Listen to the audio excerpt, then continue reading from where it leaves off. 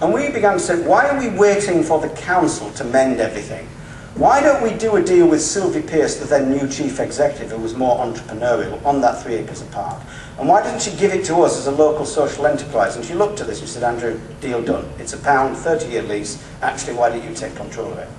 And so we shook on it and we did it. And as we did that, Billy Cannon appeared in the community care. Who's Billy Cannon? Billy Cannon was a 28-year-old bloke who'd been a builder and couldn't get a job on a building site because he got epilepsy once every 6 years. Yeah? We all get ill once every 6 years. But under health and safety regulations, poor old Billy couldn't get a job. And so you could watch Billy wasting away, actually.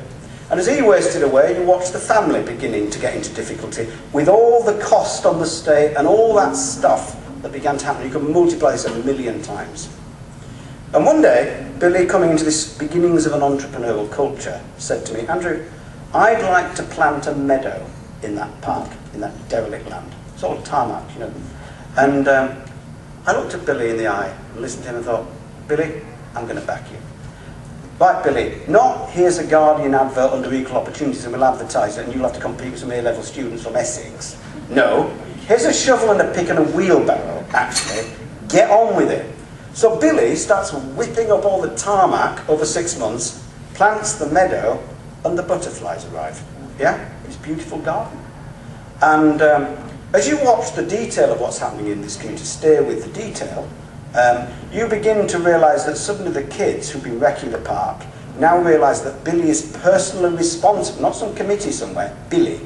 And Billy's a very big bloke, and everyone seems to understand the message. Yeah? And suddenly, if Billy can take hold of a part, why can't we take hold of some other things? And by the way, by persisting over time, what you will now find is that we now have a landscape business called Green Dreams in a fully regenerated park. And that landscape business has over £1 million turnover. And actually we now have a contract with Group 4, G4S as it's known now, and we have a contract to work on 17 schools on their landscapes, which has created jobs, enterprise, opportunity. And Billy, I can tell you, looks a very different person. And if you come to that park, there's stone sculptures in it and it's very beautiful, and it's not graffitied to death, I can assure you. Some micro little clues. And in the middle of that park today, there is an oak barn with a grass roof, which has 30 businesses and enterprises operating down the Lower Lee Valley. Graphics business, cleaning business, etc., etc. That, I think, is what empowerment is about. We did not set up a committee, we did not wait on the council. Actually, we got on with it, and fortunately we had an intelligent leader at the council at that point who began to say, if they can run things better than we can, why don't we just give them it? Why don't we just allow them to do a deal and get on with it? It wasn't, oh, the council's going to sort it all out. I'm sorry, they didn't. As we were doing that, of course, you began to suddenly get a sense of confidence coming among these people. And you began to realise in an area where too many clergy had told me this area is full of problems, actually I began to realise the problem was not problems. The problem was many of these process people could not spot an entrepreneur if it bit them in the face. They were looking for processes and systems. They were not looking at people with names and addresses. And I began to realise that this area was actually full of opportunity in the fine grain, in people's lives and in their aspirations. But actually the systems and processes were completely missing it. 17 years ago, a woman called Jean Biles passed our door, who was a 35-year-old mother dying of cancer in terrible circumstances, with 2 kids, 16 and 2, sleeping in the same bed. And we became involved because we got a young mum called Jackie who'd had 4 kids and was brilliant with children and families. We given her a bit of support, and she became a person who worked with parents, helping them develop parenting skills. And she pointed out Jean, and so we got to know Jean. And you realised that Jean was in the last 6 months of her life, falling through the cracks of all the so-called care that was meant to be available for her. And Jean came into community care, we kept an absolute detailed record of what happened, and she died. If you want to know what is the problem with the National Health Service, this giant dinosaur, if you want to know what its problems is, forget Richmond House on Whitehall. Watch in detail what happens to a young mother dying of cancer, and you discover some things. What you began to realise is that actually Jean had 4 social workers all writing reports about her, but no one was going on in the morning giving her a bath. It was like the Baby P case, actually. It became quite well known, not as well known. It was all that stuff. Jean died, and I was asked to do the funeral, and the press appeared on our doorstep. It was all very difficult. And so at that point, the NHS jumps up and down 17 years ago and says something must be done. I'm thinking it's a bit late now, she's dead. 3 weeks later, we get called to a board meeting at the London Hospital with all the directors of service around this very big table. And they're all going around the table justifying why they'd done or not done certain things for Jean. And I listened to this for about 3/4 of an hour, and then I stopped the meeting. And I said, look, I've got a problem with this discussion. The whole of this discussion is about your professional interests. It's not about Jean who has died. It's about protecting your backs. If you ran a business like this, you'd be bankrupt in 3 weeks. At which point the cancer consultant explodes into the room and says, GP, I released this woman into your care. Why did you not tell me about this?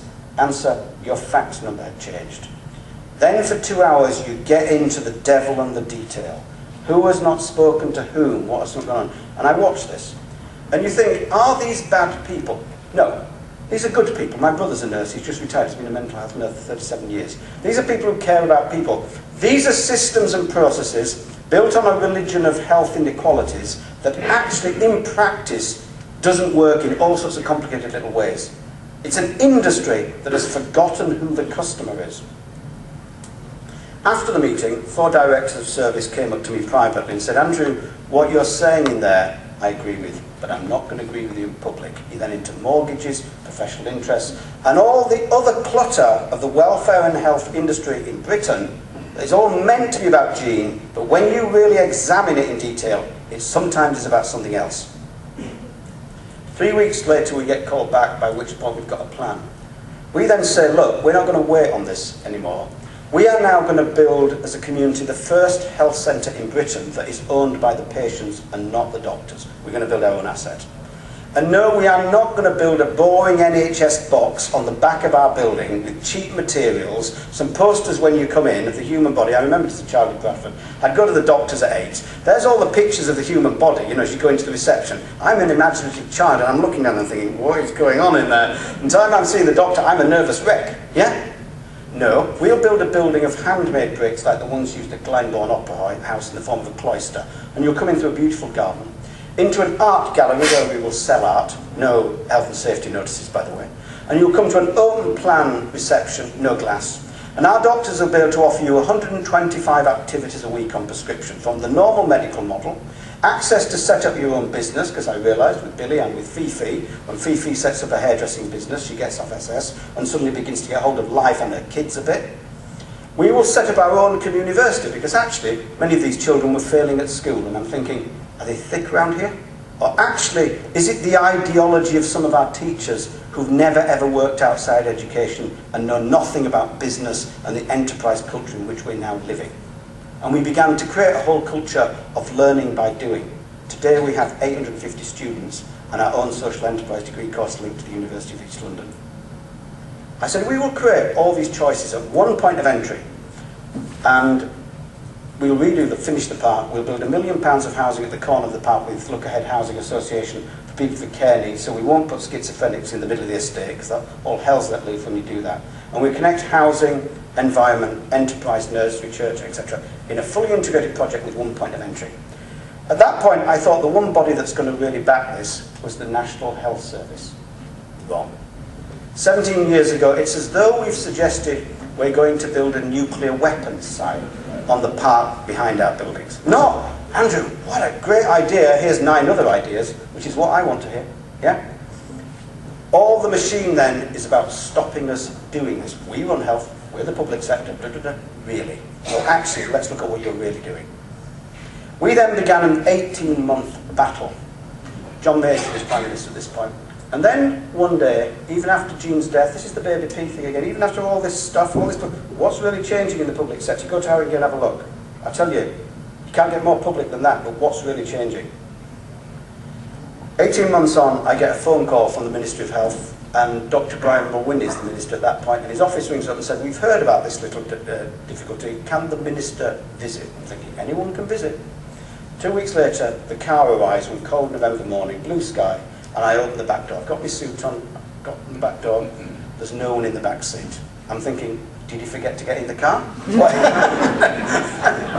And then I notice he's walking through the estate, sniffing out what's going on. He's got a nose, because entrepreneurs have noses. Yeah, musicians have ears, entrepreneurs have noses.